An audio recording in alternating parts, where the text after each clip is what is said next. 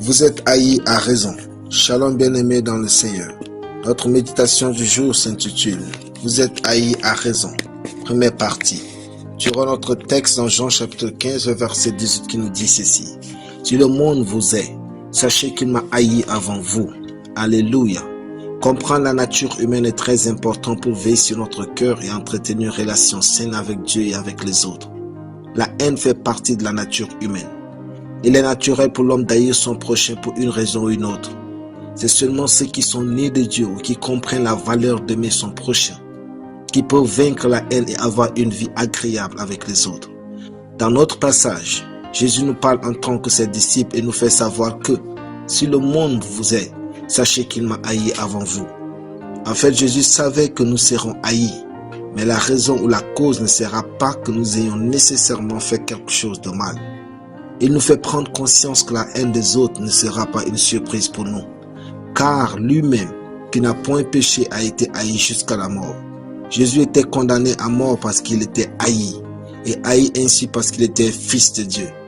Comme quoi le fait d'être qui nous sommes est suffisant pour être haï à mort. Ne cherchez pas par mille chemins à comprendre pourquoi vous êtes haï. La raison est simple, parce que c'est vous.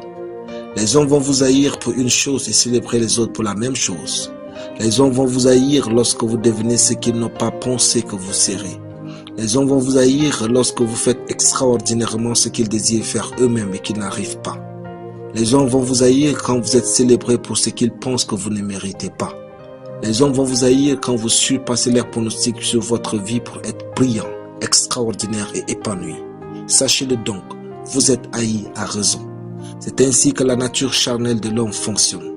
Cependant, ne laissez jamais la haine entrer dans votre cœur. Soyez quelqu'un de béni par Dieu qui aime et valorise les autres pour qui ils sont.